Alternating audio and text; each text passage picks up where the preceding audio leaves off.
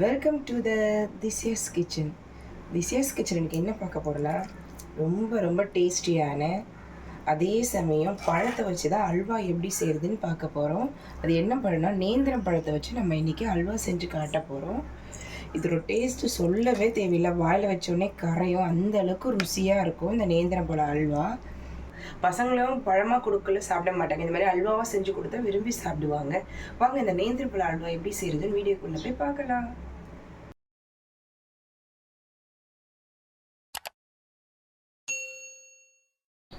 நேந்திரம்பழம் அல்வா செய்கிறதுக்கு நான் இன்றைக்கி 5 நேந்திரம்பழம் எடுத்துருக்கேன். நல்லா பழுத்த பழமாக எடுத்துக்கேன், அப்போ தான் நல்லாயிருக்கும்.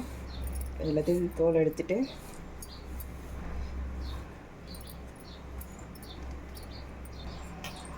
இதை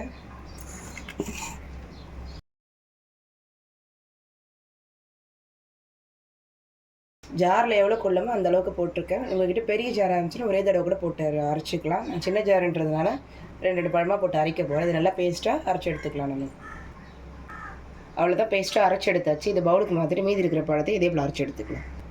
அவ்வளோதான், எல்லாத்தையும் பேஸ்ட்டாக அரைச்சி எடுத்தாச்சு. அதே போல் அரைக்கக்குள்ளே தண்ணி கொஞ்சம் கூட சேர்த்துடாதீங்க.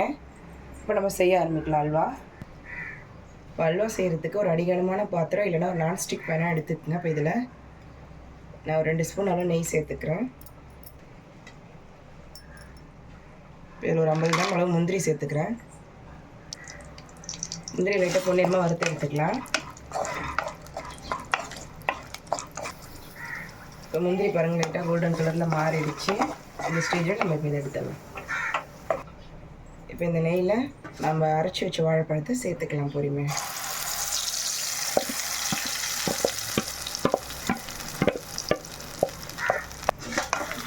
சேர்த்துட்டு அடி பிடிக்கும், அதுதான் அடிகனமான பாத்திரம் இல்லைனா நான்ஸ்டிக் பேனாக எடுத்துக்கேன். கை விடாமல் கிண்டிக்கிட்டே இருங்க.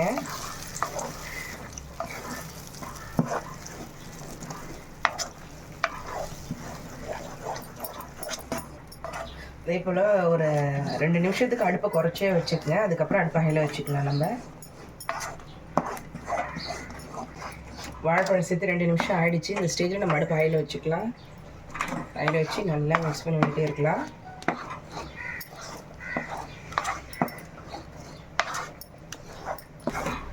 அடுப்பை ஹையில் வச்சு ஒரு 5 நிமிஷம் நல்லா மிக்ஸ் பண்ணிக்கோங்க. 5 நிமிஷம் நல்லா மிக்ஸ் பண்ணதுக்கப்புறம் நம்ம தேங்காய் பால் சேர்த்துக்கலாம். இப்போ பாருங்கள், 5 நிமிஷம் ஆகிடுச்சு கரெக்டாக. இந்த ஸ்டேஜில் அடுப்பை குறைச்சி வச்சுக்கோங்க. அடுப்பை குறைச்சி வச்சுட்டு நான் இன்றைக்கி ஒரு பெரிய சைஸ் மூடி தேங்காவை எடுத்து ஒரு 200 கிராம் அளவு பால் எடுத்து வச்சுருக்கேன், தண்ணியே சேர்க்காமல். இப்போ இதோட இதை சேர்த்துக்கலாம். நல்லா பால் திக்காக இருக்கணும், அப்போ தான் நல்லாயிருக்கும். ஃபஸ்ட்டு பால் மட்டும் எடுத்துக்கங்க, அப்போ தான் நல்லாயிருக்கும். நான் எடுத்த முடி பெரிய முடியாக இருந்துச்சுனால எனக்கு 200 கிராம் அளவு பால் வந்துச்சு. நீங்கள் சின்ன முடியாக இருந்துச்சுன்னா 2 மூடி அளவு துருவி பால் எடுத்துக்கங்க. தேங்காய் பாலை சேர்த்துட்டு வேகமாக கிண்டாதீங்க, பொறுமையாக மிக்ஸ் பண்ணி விட்டுக்குங்க. சென்ட்ராக நடுவுலையே நீங்கள் மிக்ஸ் பண்ணிங்கனாலே நல்லா ஒன்றா சேர்ந்து வரும்.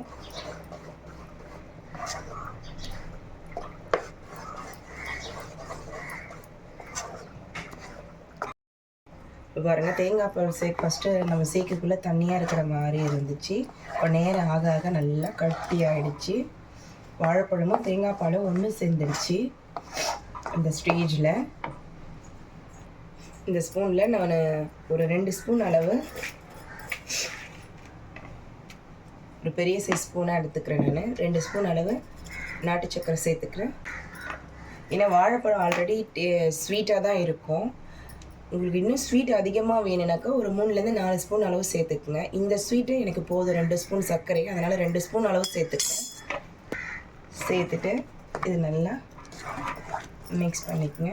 இப்போ மறுபடியும் தண்ணியாகிற மாதிரி இருக்கும், ஏன்னா நம்ம நாட்டு சக்கரை சேர்த்துருக்கோம் இல்லைங்களா, அதனால்.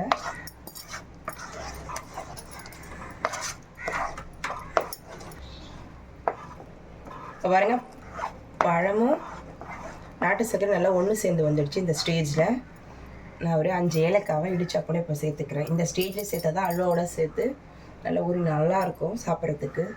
அதே போல் கொஞ்சம் கொஞ்சமாக இப்போது நெய் சேர்த்துட்டு நம்ம நல்லா மிக்ஸ் பண்ணிக்கலாம்.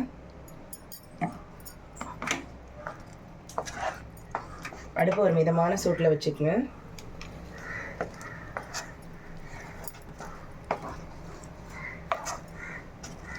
இந்த அல்வாவோட ருசி அவ்வளோ நல்லா இருக்கும். ஆல்ரெடி நம்ம தேங்காய் பால் சேர்த்துருக்கோம். நல்லா கிண்ட தேங்காய் பால் சேர்த்தோம் இல்லைங்களா, அதுலேருந்து தனியாக எண்ணெய் பிரிஞ்சு வரும். இருந்தாலும் நெய் சேர்க்கக்குள்ள டேஸ்ட் இன்னும் நல்லாயிருக்கும், வாசனையும் சூப்பராக இருக்கும். அதுக்காக தான்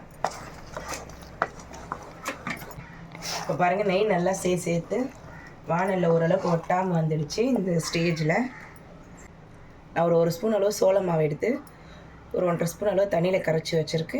இதோட சேர்த்துக்கலாம். இதை சேர்க்காமல் இருந்தாலும் நல்லாயிருக்கும், ஆனால் சேர்த்தனாக்கா பர்ஃபெக்ட் அல்வாவாக இருக்கும்.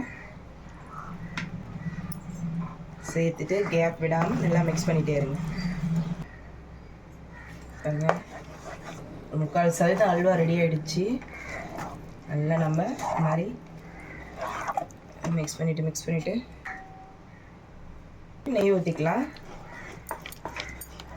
நல்லா திரண்டு வானலில் ஒட்டாமல் வரணும். அந்த ஸ்டேஜில் நம்ம கடைசியாக முந்திரி சேர்த்துக்கலாம். இப்போ நம்மளோட அல்வா ரெடி ஆகிடுச்சுட்டு பாருங்கள். அந்த ஸ்டேஜில் அடுப்பு ஹையில் வச்சுக்கணும். அல்வா செய்யக்குள்ளே நம்ம அடுப்பு பாதி நேரம் வந்து குறைச்சி வச்சு தான் செய்யணும். இந்த இறக்குற ஸ்டேஜில் அடுப்பை ஹையில் வச்சு நல்லா இந்த மாதிரி திரண்டு வர மாதிரி மிக்ஸ் பண்ணிக்கேன். அவ்வளோதான், நம்ம அல்வா ரெடி ஆகிடுச்சு. அந்த ஸ்டேஜில் கடைசியாக நம்ம முந்திரியை கொட்டி நல்லா மிக்ஸ் பண்ணிவிட்டு அடுப்பை ஆஃப் பண்ணிடலாம்.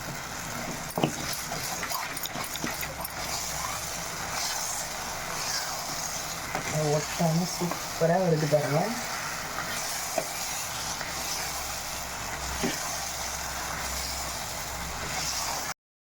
அவ்வளோதான், நம்மளோட நேந்திர பழ அல்வா நல்லா சூப்பராக ரெடி ஆகிடுச்சு.